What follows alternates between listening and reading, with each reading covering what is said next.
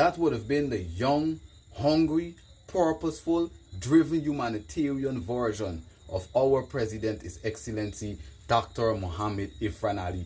That would have been our president while he was in his prime, when he was now open to ascend to the seat of governance, when he was now hoping that he would be able to call himself the leader of this great nation and be able to unfold his agenda of making sure the public service, teachers, nurses, police and soldiers finally got better salaries. And it sounded great, no doubt.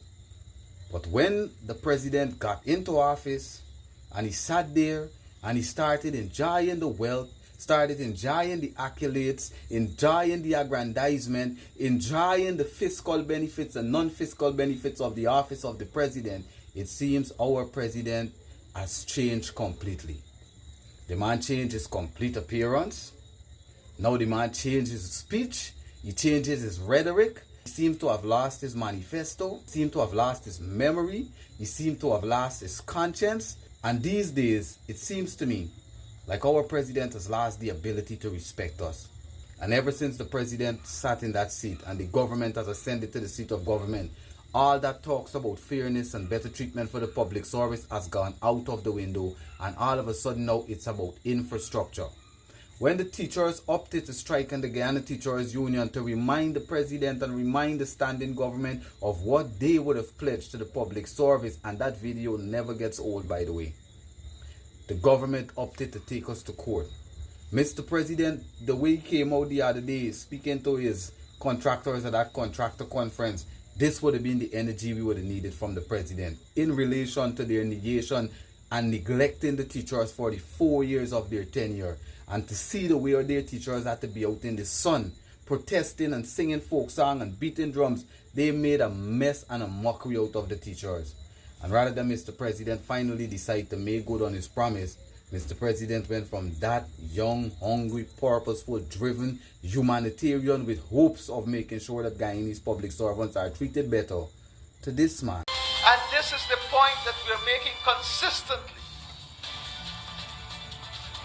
That the meetings that were planned must be allowed to continue. And that is where issues relating to the welfare of teachers will continue to be discussed. Notice how the young, hungry, driven, purposeful version of our president quickly went away as soon as they ascended to power, as soon as he started coming into all those fiscal and non-fiscal benefits of the office of the president, as soon as he come into immunity from anything that he does because he's the president. Notice how the real person starts to reveal themselves. I always say, when you squeeze an orange at its core, you always get orange juice. Because our president went from, in the beginning stage back in 2019 and 2018, from it being all about the public service, the nurses, the teachers, the police and the soldiers, and their salary and how important their lives are. And at that point, the country was earning way less. $5.1 or $5.2 billion the gross domestic product under the APNU AFC, of which the president, His Excellency Dr. Mohammed Ifran Ali, pledged to raise the salary by 25%. Now they have earned about 600% times what the government had in those years. This government has earned more money from 2020 than all other governments combined since the 70s to 2015. Do a simple Google search and confirm it. And now, when they have the fiscal space and Guyana has the finances, this country has been blessed. And in this year, when Mr. President decided not to make good on their promise, it shows you the core of these autocrats, these authoritarians, these totalitarians, these despots and pharaohs. They are just like the imperialists. They are just like the colonizers. They want to make sure we live hungry and starved, so we always have to depend on them and their grants and their vouchers and their handouts, and have to beg them even for a land in our country. This is what the autocrats strive for. Because that transformation, that swing needs to be explained. How can our president that pledged to raise the salaries of the teachers, police, nurses and soldiers, ignore the unions for 4 years, and then come up on many platforms and try to speak about how much he loves Guyanese and how much they're about transparency and how much they value our consistency and value our commitment to their systems. How can our president do these things and then try to make it seem as if he cares about us? When you guys would have seen the transformation after it being all about the public service union, all about the teachers, when the teachers finally struck, when we finally struck after we were on the road for 75 days at a Labor Day reunion, this is what the government chose to do. I got my letter. I was allocated a piece of land. You house that? Yeah. You can hear this thing. While I was on Judas on the picket line, me not get me duty-free concession by me vehicle. So why after 30 days do we have to just... I would always say, when you squeeze an orange, you get orange juice. And where it's in the dark, always comes to the light. At the end of that video clip, you would notice security came to take that person away, or to take their phone away, or to instruct that person to stop recording.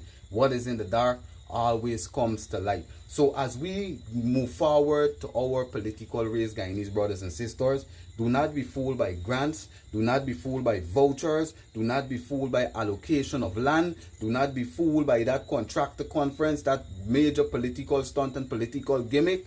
Do not be fooled by the political games and the smoke screen and the smoke and mirrors of this government. Continue to keep your eyes on the prize. Keep your eyes on our leadership. Keep your eyes on the function and the doings of what is going on in our country, and continue to stand together. All the influencers, continue to do what you're doing. Every Guyanese that are speaking out, that are being vocal, continue to speak out. The squeaky wheel gets the grease. Closed mouths don't get fed. We have to continue to stand and continue to stay united, because the president, who was young and purposeful and driven and was willing to shout and prostrate himself in parliament, what about the nurses, has done a complete 360 to where he started to speak to us as if we're children, telling us that the process is on the way, and the Minister of Labor, one of their boys that they selected, their ministers, we should listen to the teachers union. And they even took it so far to make a play, making a mockery of the teachers, making a mockery of your children that would have been at home for 75 days, Guyanese brothers and sisters. So I do not want you to be misled by the smoke screen and the smoking mirrors. Our president is rich.